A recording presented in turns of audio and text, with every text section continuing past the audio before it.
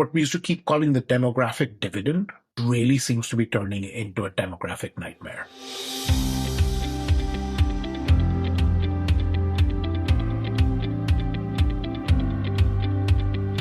Welcome to VoxDevTalks. My name is Tim Phillips.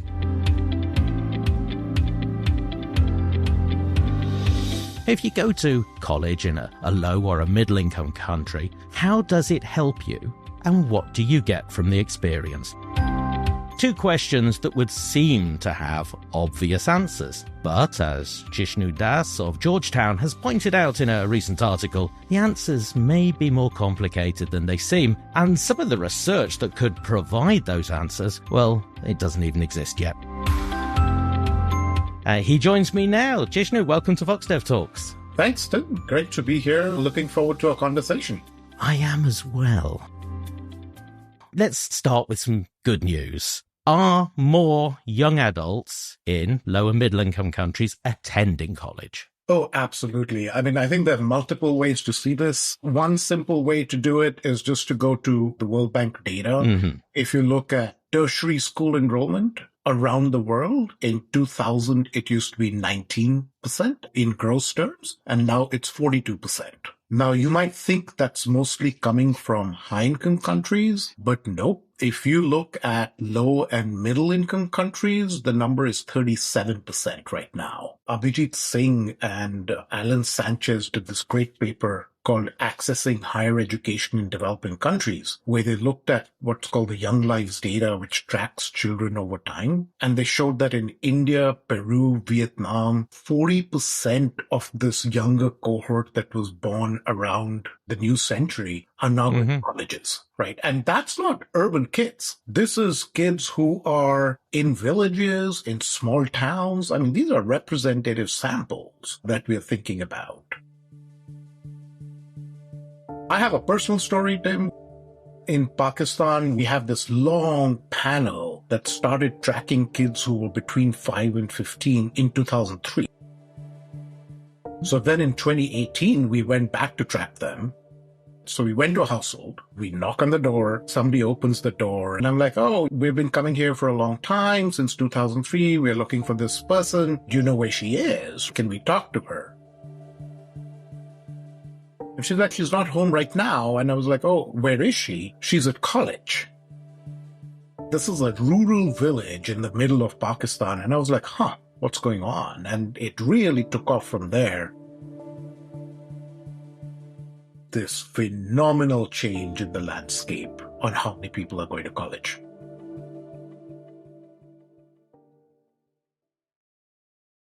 And these colleges exist because these are millions of young lives that are different now to a generation ago. There are the colleges for them to go to. Again, the numbers are just completely insane.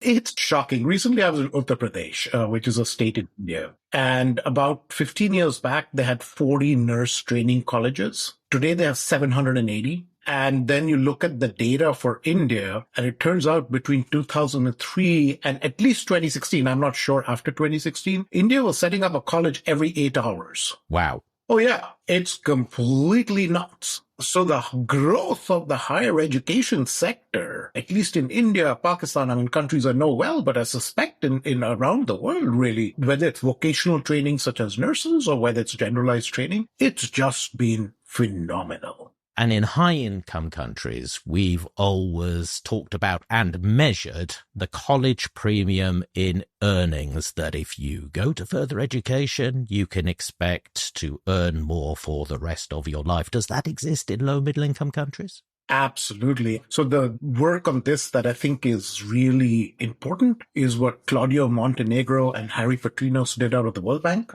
So they made these estimates of returns to schooling, saying, what's your wage increase if you're a certain number of years of schooling? And we all know the problems with causality on that, but all the stuff shows it's not a bad measure. It's not a bad approximation. What they show is that over time, the returns to going to school have actually come down. Mm-hmm. And if you look at South Asia, for example, it's not clear that you get any returns to your schooling until you make it to college. Right. And actually in sub-Saharan Africa, the returns to college are 22%, but the returns to school are in the range of 10% or 8%. So sub-Saharan Africa is one of the few places where there's still returns to not going to college, even if you don't go to college. Everywhere else, it's looking like if you don't go to college, you don't see those wage returns.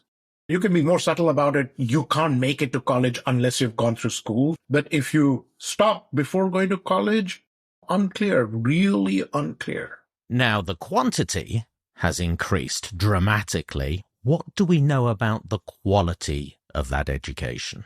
Very little. Ooh. I think partly because it's hard. Mm-hmm. When you reach college, you suddenly do a lot of different things. So we don't have a great sense of, among all these different things that you do, how much more are you learning? But my guess is that's going to be a subtlety on a big picture, and the big picture doesn't look good.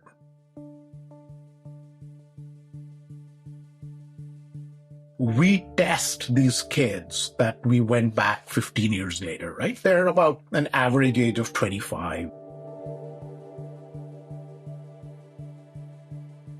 Essentially, what we find is that test scores when they were 15 are the same or not very different from when they're 25 or 22 and they've gone to college. This is saying, can you read a paragraph?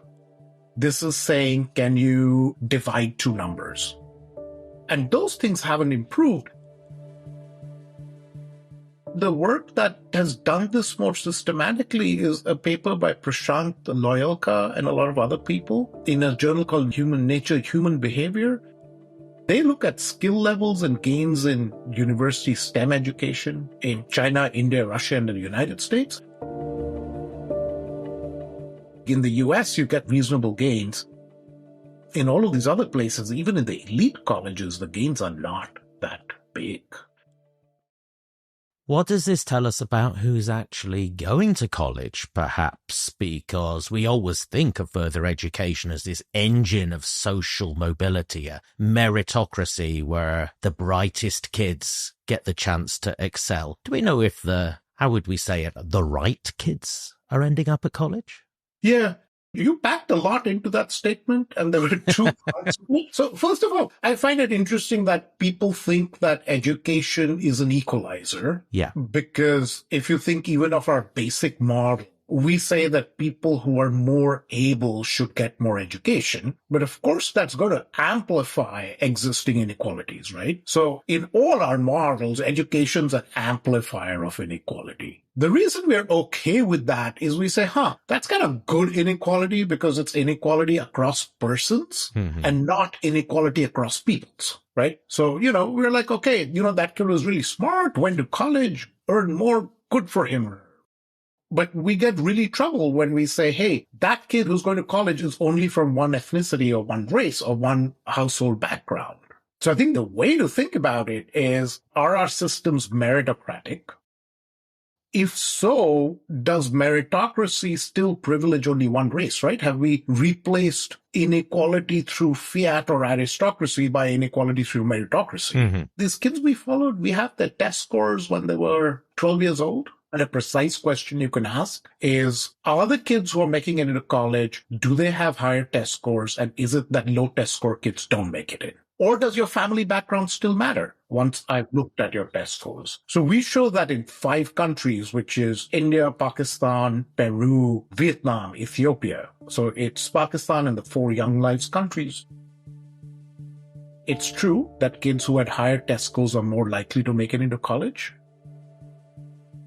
But the really troubling part, the kid from a poor household who was in the top 1% of their class when they were 12 has exactly the same number of years of completed schooling as the kid from a high-income household who was in the bottom 1% of their class. And that's true in every one of these countries. In Peru, it's much worse. Even the kids who were at the top 1% of their class, if they came from a poor background, they're going to have fewer years of education. Everybody from a high-income background is making it in. Nobody from a low-income background is making it in. Not a selection system, some kind of combination of a bit of selection, but a whole degree of unfairness. So, Jishnu, we have a lot to talk about. What we know, what we don't know about what's going on, and what policies might improve these outcomes. Let's go back to these returns to education. I would imagine that a huge motivator for the expansion of further education is that parents want their kids to get a really good job. What are they imagining as a good job, that dream job that makes young people in low and middle income countries commit to college? I think in at least the context that I'm aware of, so I know India fairly well, I know Pakistan fairly well. There's wonderful work from Ghana by Esther Duflo, Michael Kramer, Pascaline Tupa, and others. In each of these cases, the way that people think about good jobs is that it's a job in the public sector. Right, yeah. So a job in the public sector gives you much higher wages, and it gives you a pension, and it gives you a lifetime job. Wage differences can be really large. We find, for example, among teachers, it's as high as 5 times as high. So that's your really good job. Now, do people get those jobs?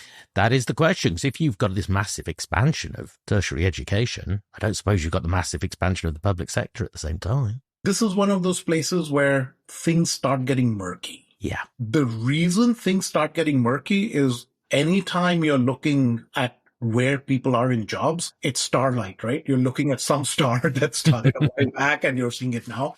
I think what we can say that I think is a reasonable story is until the 2000s, we actually find that among people who had gone to college in household surveys, which is a small fraction at that time, and are employed, a large number are in the public sector. Take 100 people who have gone to college and look at them when they're employed and look at where they're employed. Among the cohorts that household surveys from 2000, that group were mostly, a large number of them actually had public sector jobs. And a big fraction of that is just teachers. Yeah. So even in UK and the US, these are large numbers. What's happened since?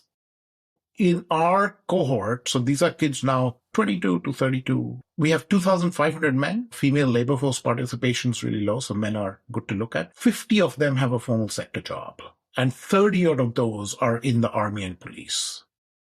It mostly gig economy work, little bit of agriculture, but no, these good jobs that I call, or my friend Tahir Andrabi calls, achieving escape velocity. Not yet. Definitely not by the time we're looking at them.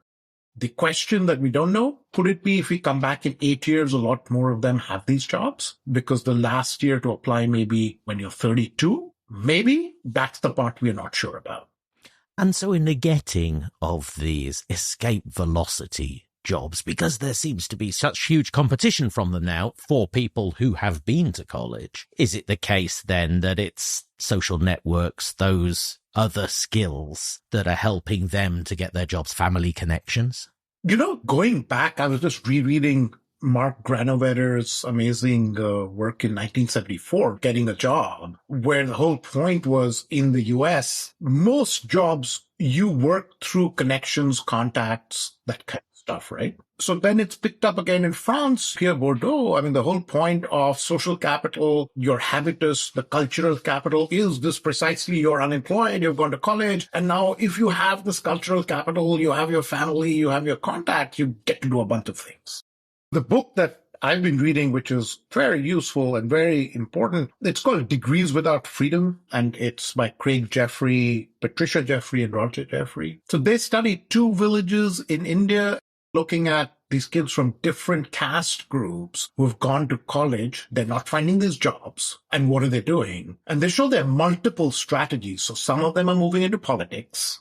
Some of them are trying to migrate to the city. Some of them are worldly in the sense that they realize that when they're trying to get a public sector job, there are 10,000 applicants for each job. And you need to have those contacts, you need to figure out how this works. So it's really interesting. All these strategies, do we have a very clear sense of how that 10-year period from 20 to 32 works out? And what happens after? No, we don't.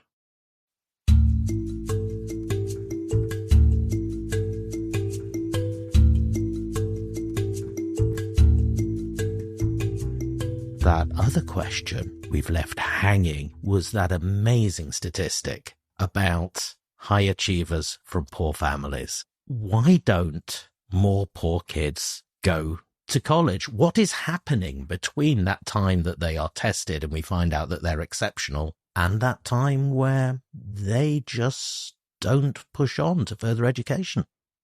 That's a million-dollar question, not only because our societies are now struggling with the level of inequality that we've produced, but also if you just think in terms of lost potential.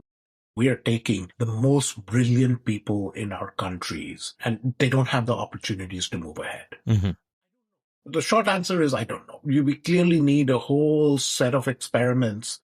I think, Tim, it might be worthwhile going back and saying, why are we interested in that group? Because that itself is this big tension inherent in the way we interact with society, but also misunderstood. So all the emphasis right now has been on, hey, can we make children learn more when they're in primary school? But I still remember talking to bureaucrats, talking to politicians, and they were like, people hold us accountable. They think that how they do in school is kind of on them. And at least that narrative's been constructed. Frankly, I have never, and I've interviewed hundreds of families, I've never had a family tell me, and it's sad, that, hey, my kid's not doing well in school, it's the school's fault. It's always, oh, but the kid's not good at studying. So somehow that narrative's been created. So the politicians will tell you, what they hold me responsible for is they did everything right and they didn't get a job. Or my kid did so well in school and then didn't find a place in college. That's what they're holding me responsible for. But now look at the inversion. We're saying, no, we should care about high-achieving kids who are not making it further, which is a very different emphasis from we should care about low-achieving kids who are not becoming high-achieving. Yeah. So it requires a shift in focus and an ethical discussion of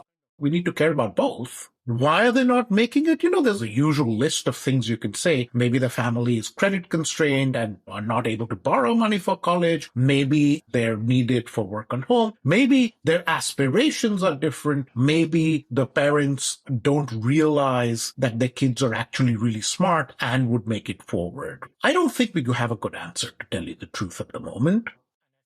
We do need to have a series of work and emphasis on those kids if we are to think about how our societies can do better. Yes, because I guess unless you know exactly what is going on there, it's useless to try and put policies in place to try and fix that problem if you don't know what it is yet. Yep. There's this two-way story, right? So somebody will tell you, hey, why are you fixing on those guys when half the people can't even read a sentence? Mm-hmm. And I think the right answer is, let's try and do some work with those guys to see how expensive it is to get them into college, to get them there and see what jobs they get. Because it might well be that the returns are pretty high at that stage. And there's wonderful work that Imran Rasool, Oriana Bandiera, and others did in Uganda, showing that even vocational training of like $500 worth, when these kids were 15 or so, very disadvantaged kids, massively increased their wages. Mm-hmm. And now as an economist, you sit back and say, whoa, that's very different from what people think in the US, where people think that's too late. We need to go back and start thinking pretty hard about at least generating some evidence on what's happening down the pipeline among high-achieving kids who are not making it further. Yes, I remember talking to Imran about that a couple of years ago. It is very exciting work.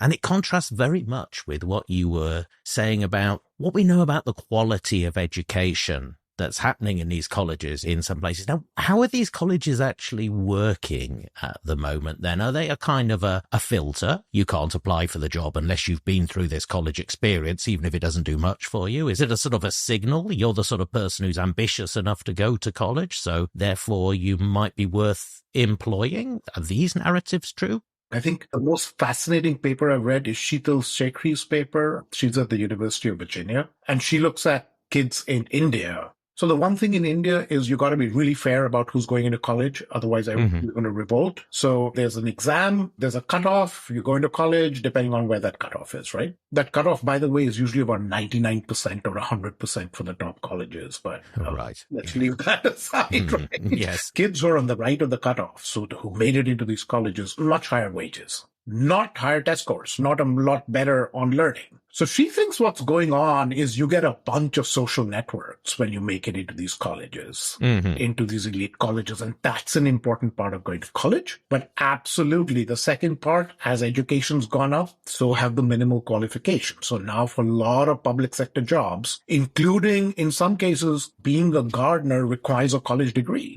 So you can't even apply for these jobs unless you have a college degree. It's become a necessary part of life for a whole host of jobs that you need to apply to. Again, this is a huge policy challenge, isn't it? To be able to fix this if we decide that this is not the optimal way that further education should function. Well, how do we change the education? Yep. I have no clue. More seriously, right? On the one hand, people are making these decisions. So you could say, hey, what's really screwed up here is people don't know that they're making the wrong decisions. Maybe like in Ghana, they're totally overestimating the chances that they'll get a public sector job. Yeah. And then you could say, oh, that's worth fixing. But otherwise, there is an understandable reluctance, I think, among economists to say, if people are making those decisions, it's not very clear. There are 10,000 things that they could be learning in college that we haven't measured properly or that we don't know about. Should we intrude? And it's a tough question. I don't think we know the right answer. Because on the one hand, if you're saying, hey, low-income kids are not making it in, clearly the returns are in college, and we should promote them. On the other hand, the kids are not learning anything on the metrics we usually think about. That's where the confusion is. I don't know, Tim, right? What's the right way to think about this or the right way to move forward? Is one of the ways to think about it, to start putting pressure on this notion that the good job is the government job, because then maybe more good students would go and learn professions, learn business. At some level, the good job is the government job. Yeah. You're looking at lifetime incomes that are 5 to 10 times higher than anything else you're going to get. I think the social contract in a lot of these countries are, if you make it into a government job, we'll support you for life. And I think that's going to be very hard to break. People are trying other things. It's just there's a huge problem with the availability of jobs in these countries. And we have to look at the labor market fairly clearly. And this is what a lot of people are talking about. That structural transformation where suddenly all these industrial jobs come in, maybe it ain't happening. So what are we going to do next? From a private angle, it seems at this point that it makes a lot of sense for a lot of people to be trying to go to college and try to get that public sector job, even though they probably won't succeed.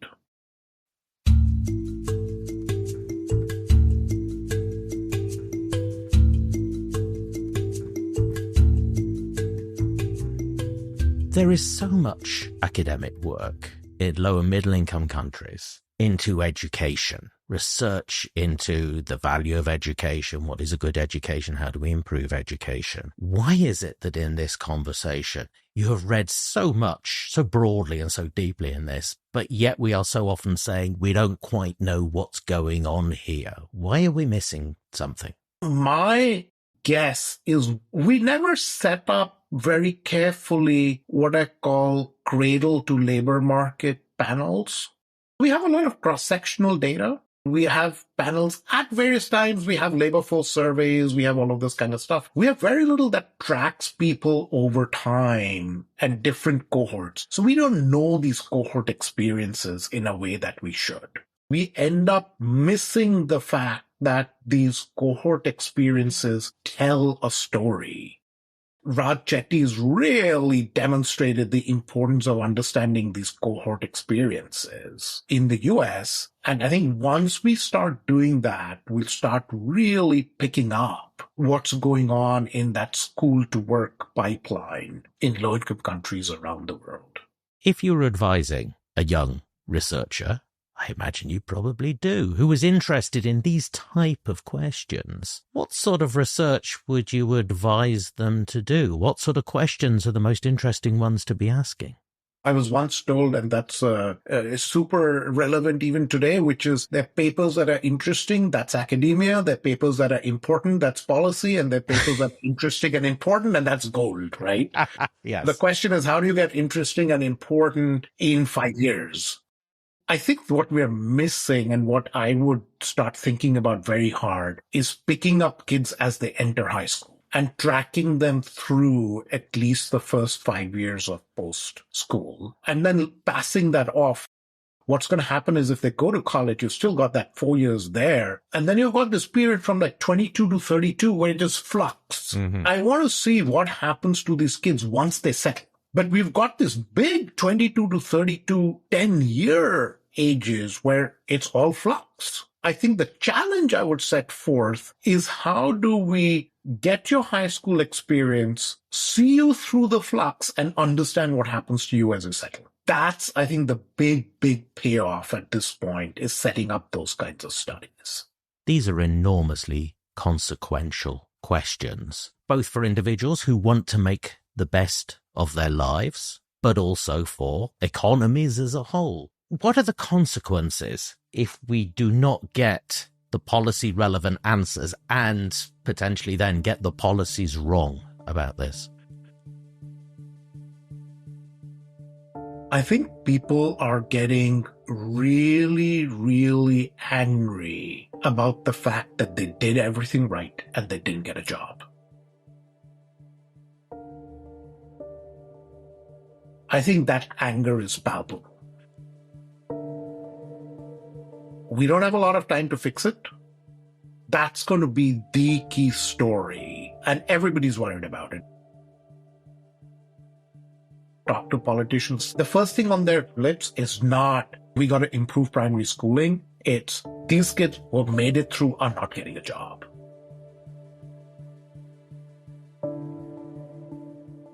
What we used to keep calling the demographic dividend, this big cohort of young people, it really seems to be turning into a demographic nightmare. That's the biggest issue that we face as societies today.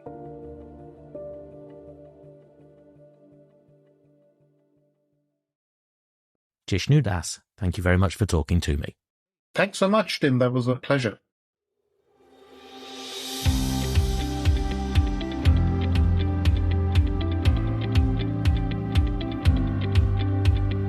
If you're looking for Jishnu's article that inspired our conversation today, it's on LinkedIn, and it's called The Great College Conundrum, a coming-of-age story.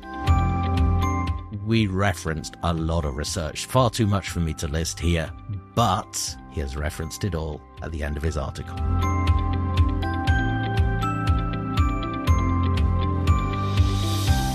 This has been a VoxDev Talk. The best way to make sure you don't miss an episode is subscribe. You'll find us wherever you get your podcasts. And our past episodes, as always, are at VoxDev.org.